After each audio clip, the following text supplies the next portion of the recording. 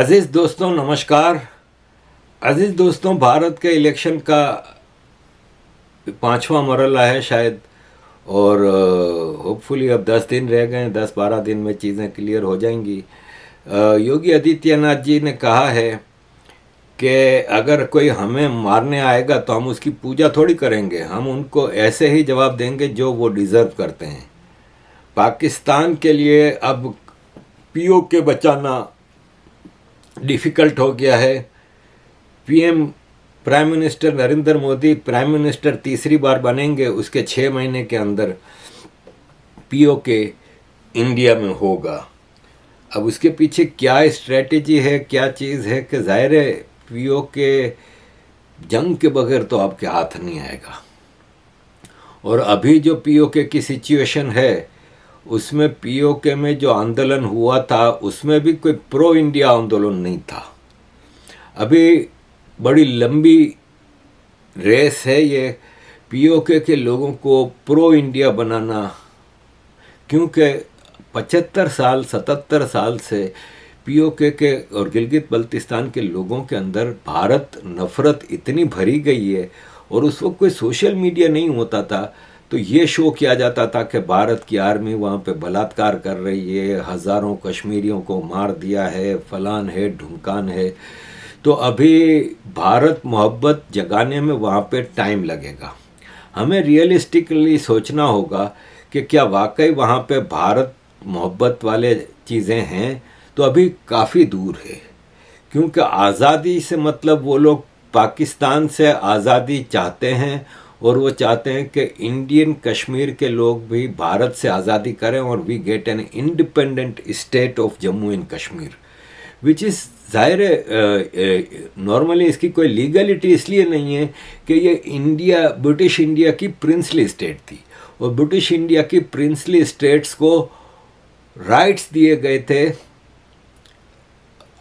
Either join India और पाकिस्तान। तीसरा option नहीं दिया गया था। लोग कहते हैं तो फिर वाई बलोचिस्तान को आज़ादी की आप बात करते हैं, तो Balochistan was not princely state of British India. Balochistan शुरू से एक आज़ाद सेमी ऑटोनोमस रीजन रहा है। जब मुस्लिम इन्वेडर्स काबुल से आते थे, काबुल के रास्ते से मुग़ल भी आए और इससे पहले खिलजी और गौरी गजनवी जितने आते थे अफ़गानिस्तान से आते थे तो वाया बलोचिस्तान ही आते थे। तो वो मुस्लिम एम्पायर्स के लिए एक इलाका होता था, लेकिन मुस्लिम रूलर्स ने भी बलोचिस्तान को कभी छेड़ा नहीं, क्योंकि ये पहाड़ी टेरेन थी। उस वक्त नेचुरल रिसोर्सेज का कोई, उस वक्त नेचुरल रिसोर्सेज फिर खेती बाड़ी होती थी। तो बलोचिस्तान एक रेगिस्तानी और पहाड़ी इलाका होता था, तो वहाँ खेती बाड़ी नहीं होती थी, वहाँ पॉपुलेशन बहुत कम थी और वहाँ पे ज़्यादातर कबायली ट्राइबल सिस्टम था। तो मुस्लिम इन्वेडर्स जो आते थे उनको मेन चीज़ चाहिए होती थी अनाज, और अनाज घोड़ों के लिए भी, क्योंकि लश्कर घोड़ों पे होते थे, और इंसानों के लिए भी। तो उनके लिए Balochistan was not of that significance. Balochistan significant बना जब ब्रिटिश इंडिया आई, क्योंकि उनका ब्रिटिश इंडिया ने ईस्ट से ब्रिटिश ने इन्वेट किया था इंडिया को, कलकत्ता साइड से, और फिर वहाँ से होते होते जब ये आए तो इनको रेजिस्टेंस मिली दिल्ली में, और फिर दिल्ली के बाद पंजाब सिंध में, और इसके बाद अफ़गानों से इनको जंग करना पड़ी। तो इन्होंने बलूचिस्तान और अफ़गानिस्तान पाकिस्तान के केपी प्रोविंस करके फिर वहाँ पे अफ़गानों से एक डील की और एक ड्यूरेंट लाइन खींची, जो कि राइट फ्रॉम समंदर बलूचिस्तान से लेके ऊपर केपी तक ये एक ड्यूरेंट लाइन है। तो बलूचिस्तान को ब्रिटिश ने भी एक सेमी ऑटोनोमस रीजन के तौर पे एक्सेप्ट किया हुआ था, और वो उसकी हैसियत ब्रिटिश इंडिया की प्रिंसली स्टेट्स की नहीं थी, जबकि Kashmir was a part of British India और ब्रिटिश प्रिंसली स्टेट थी। तो कश्मीर में अभी आपको प्रो इंडिया करने के लिए बहुत टाइम लगेगा। अगर बाय जंग भी अगर पीओजे के हासिल कर लेते हैं तो जो आंदोलन अभी इन्होंने पाकिस्तान के खिलाफ किया था उससे कहीं ज़्यादा आंदोलन ये भारत के खिलाफ भी करेंगे, क्योंकि ये तो नहीं है कि रातों रात भारत उसमें डेवलपमेंट वर्क करके इसके लेवल पे ले आएगा union territory of Jammu Kashmir के। दूसरा ये है कि एजुकेशन फैक्टर, भारत का education system very highly education है, जो कि पीओजेके के लोगों ने हासिल किया है। पाकिस्तान के जैसे जो कि union territory of Jammu Kashmir ने हासिल किया है, पाकिस्तान के पीओजेके के तो मदरसा एजुकेटेड हैं, पाकिस्तान की तो यूनिवर्सिटी एजुकेशन भी मदरसा एजुकेशन है। तो इसलिए ये है कि इस पे अभी टाइम लगेगा पीओजेके को भारत बनाने में। तो लेट्स सी कि आगे भारत की सरकार और भारत की establishment, deep state, think tanks, ये सब इस बारे में क्या सोच रखते हैं। लेकिन इट्स ए वेरी कड़वी गोली निगलने के लिए। अजीज दोस्तों, भारत के इलेक्शन के हवाले से ये शत्रुघ्न सिन्हा टीएमसी के कैंडिडेट हैं, लेकिन मोदी जी की एनर्जी के बारे में ये बता रहे हैं। हो सकता है कुछ लोगों को पसंद ना आए, लेकिन मैं तो जो कहूंगा सच कहूंगा और सच के सिवा कुछ नहीं कहूंगा। और सच ये है कि जो एनर्जी लेवल प्रधानमंत्री नरेंद्र मोदी में है वो शायद देश के अभी किसी दूसरे प्रधानमंत्री या किसी दूसरे नेता में नहीं है। जो एनर्जी लेवल है हमारे नरेंद्र मोदी की, और मैं उसकी बड़ी कदर करता हूं। अजीज दोस्तों, भारत की जो अपोजिशन पार्टीज हैं, ख़ास तौर पे आम आदमी पार्टी जैसा नासूर जो भारत में आया है, उसने भारत की पॉलिटिक्स को तबाह किया हुआ है। फ्रीबीज भी इन्होंने ही इंट्रोड्यूस कराई, जिससे कि मुख्तलिफ स्टेट्स की इकोनॉमिक सिचुएशन ख़राब हुई, और फिर उसको फॉलो दूसरी पार्टीज़ ने किया। तो कर्नाटका की इकोनॉमिक सिचुएशन ख़राब है, केरला की इकोनॉमिक सिचुएशन ख़राब है, पंजाब की इकोनॉमिक सिचुएशन ख़राब है, इन्हीं वजह से। और आम आदमी पार्टी के अरविंद केजरीवाल अन्ना हजारे जी के आंदोलन के कंधे पे सवार हो के पॉलिटिक्स में आए, जबकि इनके अपने बयान रिकॉर्ड पे मौजूद हैं कि हम कभी भी मैं पॉलिटिक्स नहीं करूंगा।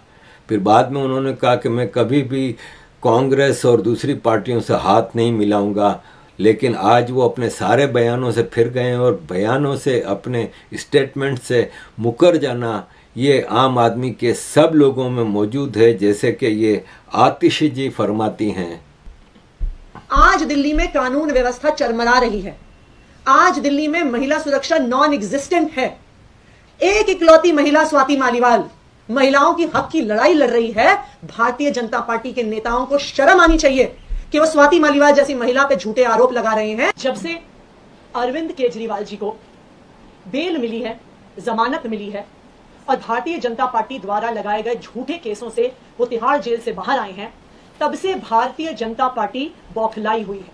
और इसी बौखलाहट के तहत भारतीय जनता पार्टी ने एक साजिश रची, एक षड्यंत्र रचा, और उस षड्यंत्र के तहत स्वाति मालीवाल जी को दिल्ली के मुख्यमंत्री अरविंद केजरीवाल जी के घर 13 मई को सुबह सुबह भेजा गया। इस षड्यंत्र का इरादा था अरविंद केजरीवाल जी पर झूठे आरोप लगाना। स्वाति मालीवाल जी इस षड्यंत्र का चेहरा थी, स्वाति मालीवाल जी इस षड्यंत्र का मोहरा थी। अब ये जो स्वाति जी के साथ हुआ है अभी रिसेंट में, वो कोई नई चीज़ नहीं है। आम आदमी पार्टी किस तरह ऑपरेट करती है यह हमें पता है। ये भारत की पहली पॉलिटिकल पार्टी है जिसकी पूरी पॉलिटिकल पार्टी को करप्ट करार दिया है ईडी ने। तो ये मजाक बात नहीं है।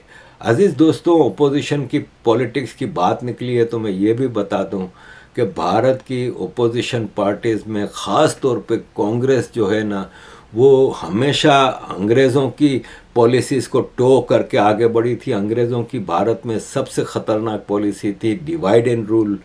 उसको कांग्रेस अप्लाई करता रहा। कांग्रेस ने एक छोटी सी माइनॉरिटी, मुस्लिम माइनॉरिटी को इतना स्ट्रॉन्ग किया कि इससे डिवाइड बढ़ती रहे, और हिंदुओं को मुसलमानों से और पाकिस्तान से डराते रहे, और मुसलमानों को मजबूत करते रहे।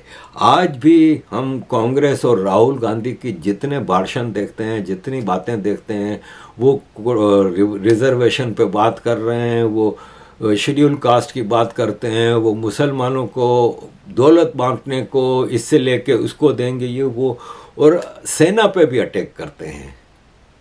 अब आप खुद देखें कि सेना को आप कम से कम भारत में भारत की शान है ना वो भारत की सेना है। क्योंकि एक तो वेस्ट है, डेवलप्ड वर्ल्ड कहते हैं जिसको, ग्लोबल नॉर्थ कहते हैं जिसको, और फिर ग्लोबल साउथ जो दुनिया की नज़र में था उसमें अंडर डेवलप्ड और अनडेवलप्ड कंट्रीज थे, उसमें ये भारत को शुमार करते थे। तो उसमें Bharat is the only country जहाँ पे आर्मी का कोई रोल नहीं रहा। इवन इंडोनेशिया जैसा कंट्री भी जहाँ पे सुनते हैं कि मसला नहीं है, वहाँ पे भी सहतो और इस तरह के लीडर आर्मी के ज़रिए कंट्रोल करते रहे, लेकिन भारत में आर्मी हमेशा नॉन पॉलिटिकल रही है और अपने कॉन्स्टिट्यूशनल बाउंड्रीज के अंदर रही है। बहुत सीरियस विषय है जो आज हम इलेक्शन कमीशन के बारे सामने हमने रखा, और ये विषय जो है हमारे सैनिकों के बारे में। कुछ दिन पहले राहुल गांधी जी ने कहा कि नरेंद्र मोदी ने दो तरह के सैनिक बनाए